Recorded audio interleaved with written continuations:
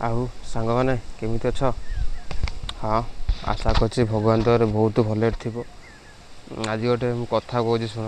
ମାନେ ମୋ ଏଇ ଦୁଃଖ ବିଷୟରେ ଆପଣଙ୍କ ସାଙ୍ଗରେ ବି ଆଗକୁ ଏଇଟା ଘଟିପାରେ। ମାନେ ମୁଁ କହୁଛି ଶୁଣ। କଥା ମୋର ଏଇଆ ଯେ ଲାଇଫ୍ରେ ଆପଣ ଯେମିତି ମାନେ ଯାହା ବି କରିଥାନ୍ତୁ, ମାନେ ଏବେ ବି ଯାଇକି ତୁମେ ଯଦି ଘରେ ବସିଛ କି କ'ଣ କରୁଛ, ଦିନେ ଦିନେ ମାନେ ରୋଜଗାର କରିବା ବାହାରକୁ ହିଁ ବାହାର। ଆଉ ଯଦି ବାହାରକୁ ନ ବାହାରିବ, ମା' ବାପା ମାନେ ଦେଖ ତୁମେ ଏବେ ଛୋଟ ଅଛ, କିଛି ନାହିଁ, ମା' ବାପା ତୁମ କଥା ଶୁଣନ୍ତି, ମାନେ ସବୁକିଛି ତ ଆପଣଙ୍କ ସାଙ୍ଗରେ ଅଛନ୍ତି। ଆପଣ ଯିବେ ଛୋଟ ଆସ୍ତେ ଆସ୍ତେ ବଡ଼ ହେବ ନା, ଦେଖିବେ ମା' ବାପା ଆପଣଙ୍କୁ ଗାଳି କରିବେ, ବହୁତ କିଛି କରିବେ।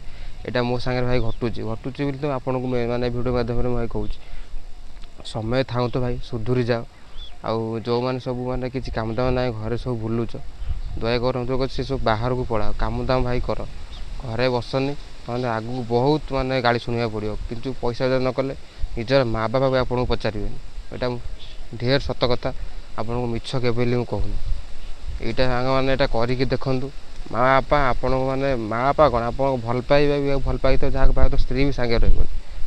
ଏଇଟା ହେଉଛି ରିଅଲ୍ ଆଜିକାଲି ସତ କଥା। ଏଇଟା ମୋ ସାଙ୍ଗରେ ଘଟୁଛି। ଆପଣ ତ ସୋସିଆଲ୍ ମିଡ଼ିଆରେ ଦେଖୁଥିବେ, ଡେଲି ନୂଆ ନୂଆ ନ୍ୟୁଜ୍ ବି ଆସୁଥିବ।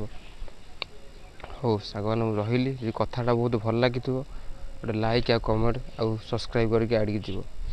ରହିଲି ସାଙ୍ଗମାନେ, ଜୟ ଜଗନ୍ନାଥ।